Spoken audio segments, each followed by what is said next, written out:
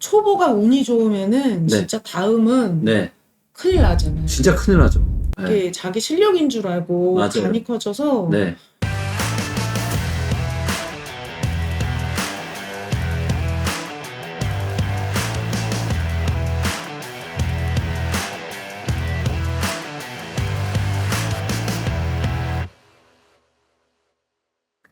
안녕하세요. 반갑습니다. 네, 리치고의 김기원입니다. 자, 오늘은 제가 또 아주 또 따끈따끈한 새 책을 또 출간하신 우리 또 유명한 저자님을 제가 초빙을 했고요. 우리 나땅님이라고 네. 하시는 나는 네. 땅이 많다 뭐 이런 뜻인가요? 비슷한 아, 비슷한가요? 네. 네. 우리 나땅님 본인 소개를 또 잠깐 해주시죠. 네, 저는 좀 경매 전문 아카데미 행꿈사닷컴 부원장으로 네. 경매 강의를 좀 주로 했었습니다. 2018년도부터 경매 강의를 했고요. 네. 22년도에 이제 무조건 수익 내는 실전 부동산 경매 길거 출판사에서 이제 네. 첫 책이 나오고 네. 이게 이제 두 번째 책입니다. 아, 여기 이제 두 번째 책 지금 몇 년 만에 내시는 거죠? 첫 번째 책 내고요. 네. 1년 나오겠습니다. 1년 좀 안 되셨군요. 네. 아, 책 제목이 너무 좋은 것 같아요. 네. 네, 나는 오를 아파트가 좋다. 다 좋아하죠, 오늘 네. 아파트. 자, 그러면 요 책, 이제 두 번째 책을 또 출간을 하셨는데, 네. 책을 또 쓰신 취지나 이런 게 또 어떻게 되실까요? 네. 제가 네. 2018년도부터 네. 경매 강의를 주로 했었는데요. 네. 경매 강의를 하면서 수강생분들하고 항상 식사를 하고 네. 질문을 주고받고 할 때 이분들이 네. 자기가 투자할 준비가 됐는지 안 됐는지조차 이렇게 모르고 급한 마음에 준비 안 된 상태로 아무거나 이렇게 낙찰받아서 고생하는 거를 조금 보고 그 기본은 좀 깔고 네. 갔으면 좋겠다라고 생각을 해서 네. 도시락 있잖아요. 네. 도시락처럼 이제 필요한 거를 다 조금씩 담았어요. 이게 투자를 하려면 좀 지식이 골고루 그렇죠. 있어야 되는데 네. 어떤 경매 권리 분석이라고 한 가지만 공부를 해서는 네. 수익을 내기가 어려운데 그렇죠. 이것만 갖고 수익을 내려고 좀 하셔서 그러니까 한마디로 이제 불인이들을 위한 맞아요. 불인이들한테 나는 오를 아파트를 뭔가 이렇게 네. 할 수 있는 그런 책이라고 좀 보면 되겠네요. 맞아요. 우리 김기현 대표님 이제 구독자분들은 상당히 이제 고수도 많으신데 이제 제가 만난 사람들은 정말 그 아무것도 모르시는 분들이 좀 많고 네. 시작을 어떻게 해야 되는지도 잘 모르고 이렇게 막연한 어떤 두려움 때문에 시작을 못하거나 또 준비가 덜 된 상태로 막 실행이 정답이다 그래가지고 아무거나 이렇게 해서 고생하시는 것도 보고 그래서 좀 초보를 좀 대상으로 하고 그런 이제 이렇게 강의를 하시면서 굉장히 많은 안타까운 마음이 드신 것 같아요. 그죠? 아니 왜 이런 준비조차도 안 되시고 막 이제 섣불리 투자를 하셨나. 이게 제가 경매 강의를 주로 8년도부터 지금까지 했으니까 지금도 하고 있고요.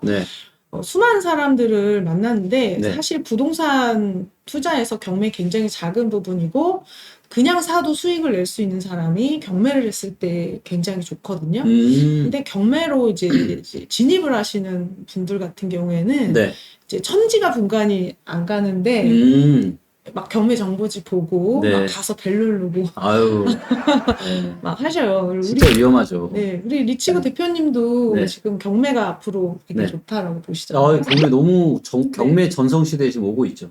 사실은 경매 슬프게도 불황에 더 강한 그렇죠. 종목입니다. 그래서 제가 만난 사람들한테 필요하다라고 생각하는 거를 좀 담았어요. 근데 완전 초보가 읽기에 뭐 그렇게 막 넉넉하지는 않지만 그래도 이 정도는 알고 좀 시작을 했으면 좋겠다라고 하는 너무 좋은 것 같습니다. 사실 많은 사람들이 부자가 되고 싶어 하고 또 특히나 이제 코로나로 인한 이 자산시장의 버블 때문에 너무 많은 분들이 투자를 못 해가지고 안달이 좀 나 있는 것 같아요. 맞아요. 근데 저는 그래서 생각합니다. 이게 제가 정의하는 성공은 뭐냐면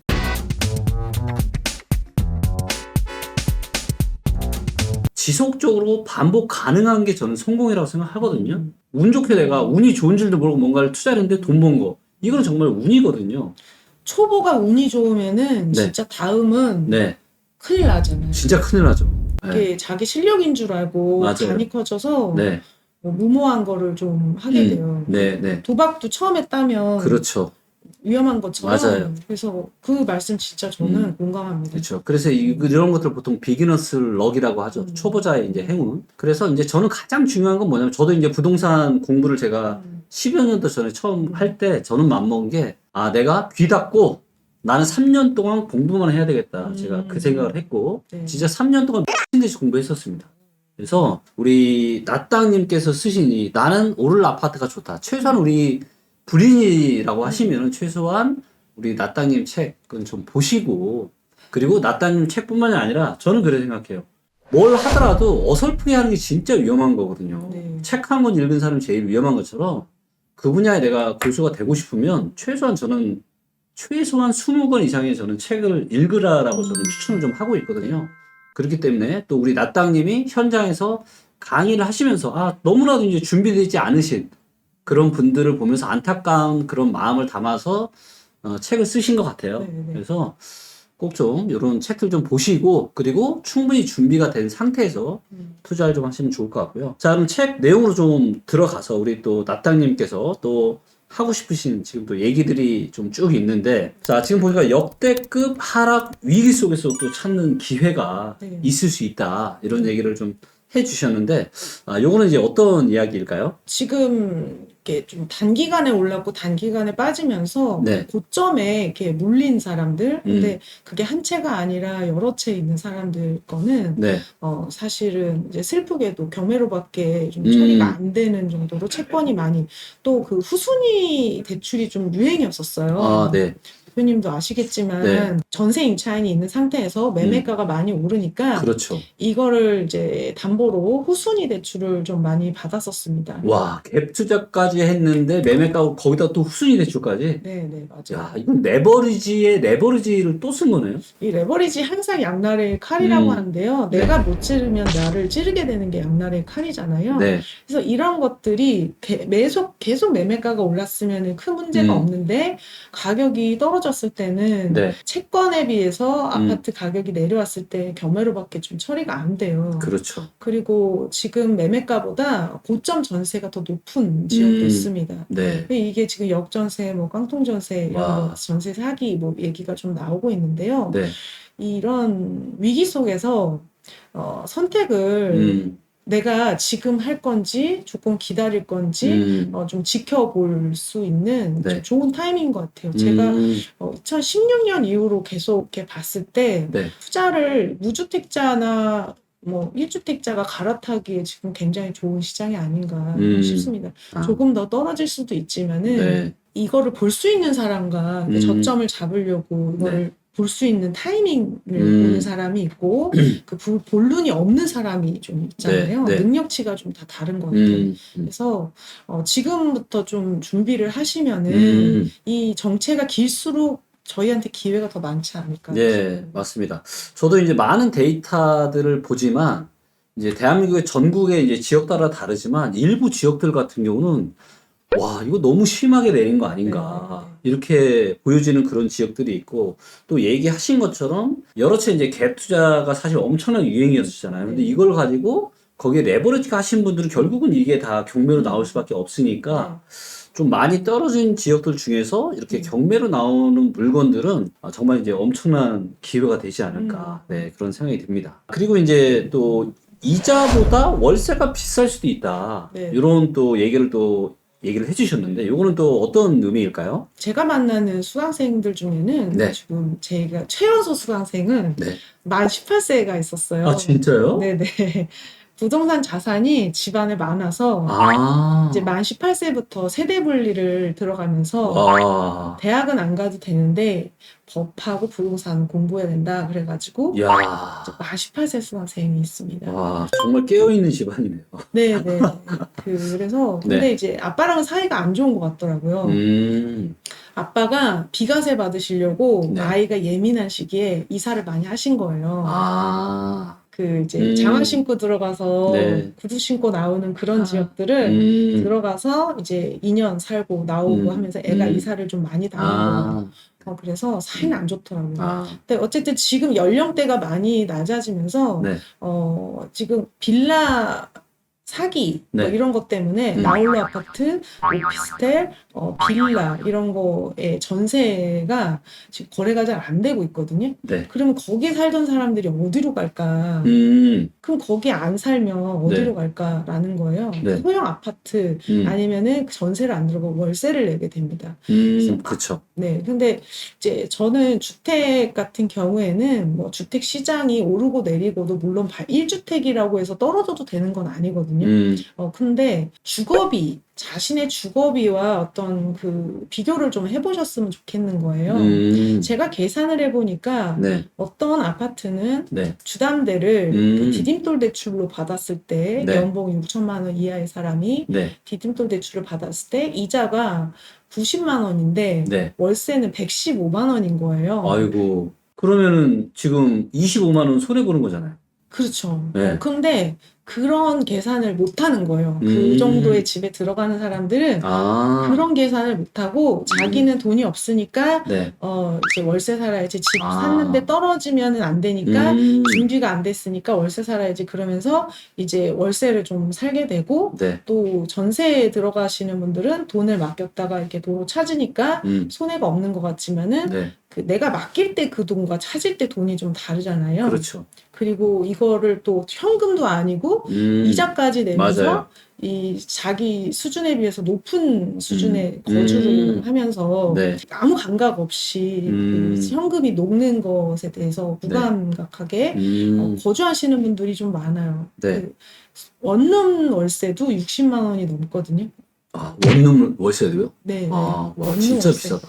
그 강남은 네. 고시원도 70만 원이 넘어요. 아, 네. 네, 그래서 지금 보면은 대출을 뭐 2억 정도 받았을 때 디딤돌 대출 받으면은 월 이자가 한 그 정도 나오는데 60만 원. 그리고 혹시 모르시는 분들을 위해서 디딤돌 대출에 대해서 잠깐 설명을 좀 해주실 수 있을까요? 네네네.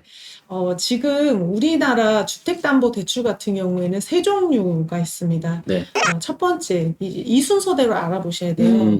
디딤돌 대출. 디딤돌 대출 같은 경우에는 연봉 6천만 원 이하, 신혼부부나 이제 생애 최초 같이 어떤 특별한 경우에는 연봉 부부 합산 7천만 원 이하일 때 받을 수가 있어요. 7천만 원이요? 네. 아, 부부 합산 7천? 네. 상당히 좀 타이트한데요. 네. 그래서 요거 받으려고 한 명이 휴직.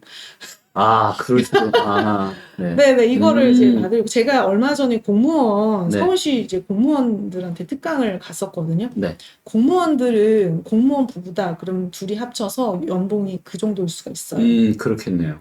그래서 연봉 6천만 원 이하, 7천만 원 이하의 사람들은 사실 자산이 없기 때문에 이 주거비 아끼는 거 되게 중요하고 이자도 되게 중요한데 그렇죠. 자산이 없을수록 좀 지식이 없다 보니까 이런 걸 잘 몰라요. 네. 그래서 이런 분들이 가격이 정해져 있습니다. 5억 이하의 집, 6억 이하의 집일 때 대출 한도가 최대 4억까지 해서 이자가 2%대에서 3% 미만이에요.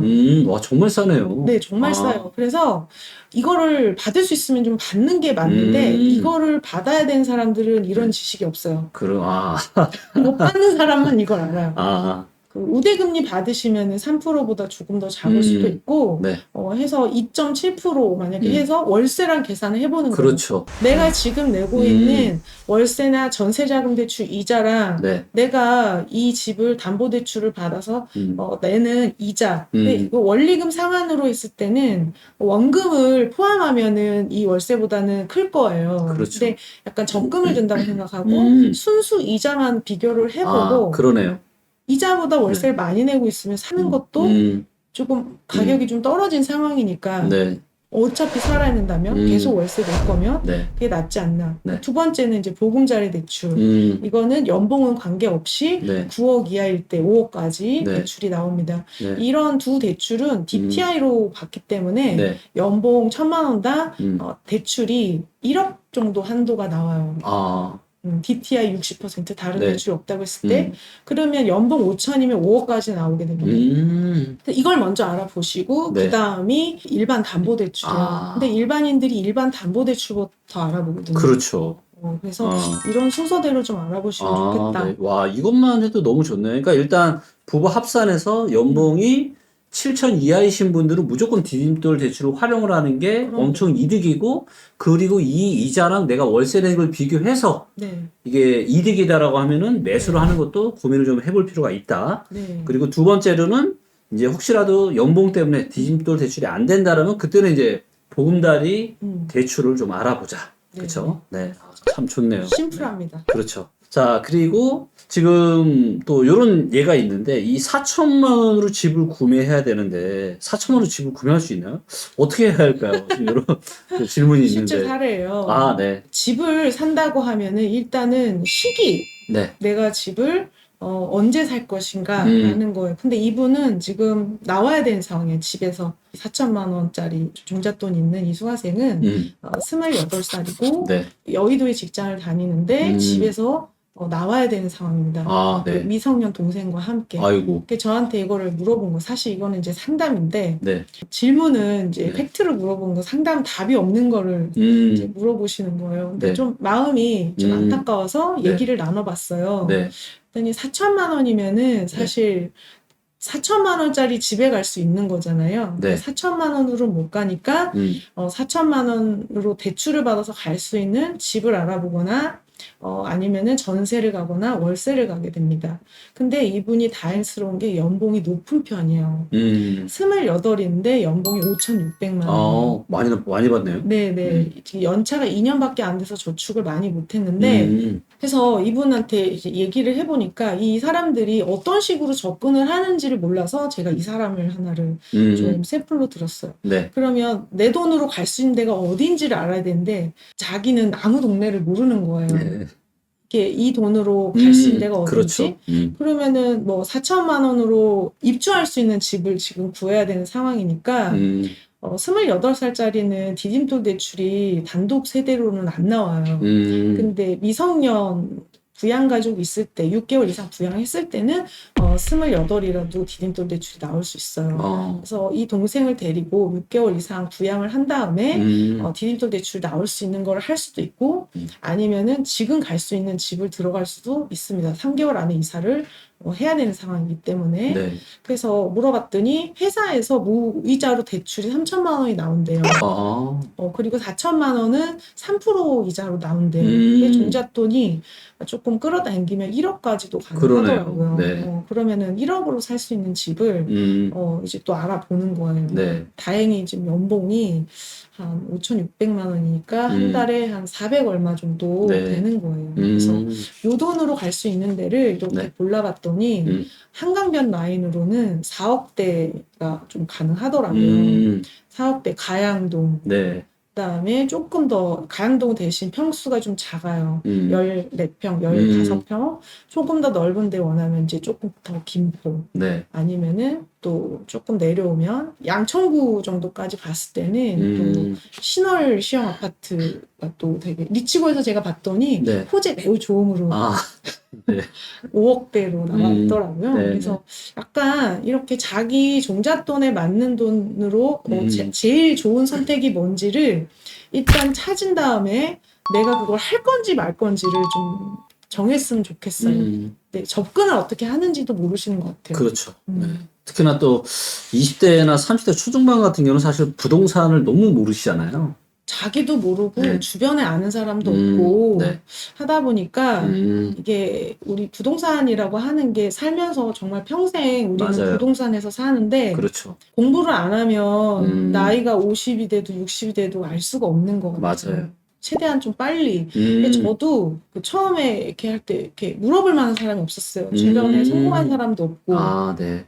그래서 공부를 좀 다급해서 시작을 하긴 했는데 이분은 정말 잘 시작하신 것 같고 이 어른이 된다는 거는 대가를 다 치러야 네, 그렇죠. 되는구나 맞습니다. 이런 생각을 합니다. 사실 이제 아까도 뭐 얘기 중간에 이제 여러 이제 대출 이야기를 해주셨는데 똑똑한 사람만 아는 대출 꿀팁이 또 따로 있을까요? 일단 대출 알아보실 때는 이제 그런 디딤돌 대출, 보금자리 대출, 일반 담보대출 순으로 알아보고 네. 뭐 신용대출을 받을 때도 네. 부부로 받을 때 1억이 넘어가면 또 그걸로 집을 사면 안 되니까 9천만 원만 받고 소득이 많은 사람 이름으로 사고 뭐 이런 방법이 있어요. 네. 그거는 좀 근데 이거 너무 영끌 아니에요? 이 담보대출도 받고 신용대출까지 맞아요. 받아서 집 사는 거는 맞습니다. 이거는 어쨌든 알고 안 하는 거랑 네, 몰라서 그쵸, 못 하는 건 또 네. 다르기 때문에 네. 어쨌든 10년에 한 번 제가 이제 항상 얘기하는 게 저는 이제 투자를 할 때 투자를 하거나 내 집을 살 때 저는 이제 워낙 좀 쫄보 투자자다 보니까 저는 10년에 한 번 오는 기회가 아니면은 저는 안 하는 스타일이거든요. 그리고 또 그렇게 이야기도 많이 하고 있고. 근데 쫄보가 아니고요. 네. 이제 우리 대표님 같이 산전수전을 다 겪으면은 아, 보수적이 될 수밖에 없더라고요. 저도 네. 아무것도 모를 때는 네. 무서운 게 없었어요. 네. 근데 몇 대 맞아보니까 이게 겨울을 네. 맞아본 사람하고 네. 겨울이 춥다는 거를 얘기만 들은 사람은 전혀 다른 것 맞아. 같아요. 많이 다르죠. 그래서 네. 보수적인 사람일수록 내공이 오래되신 분이 많더라고요. 그러면 어떻게 다음 편 내용 중에 어떻게 우리 나땅님 좀 맞아보신 얘기 좀 다음 보니까 질문에 그게 있어서 자 그리고 이제 우리 나땅님이 또 저희 또 구독자분들을 위해서 이벤트 책 20권의 또 이벤트를 또 네. 이렇게 또 해주신다고 이렇게 해주셔서 너무 감사한 마음이고요.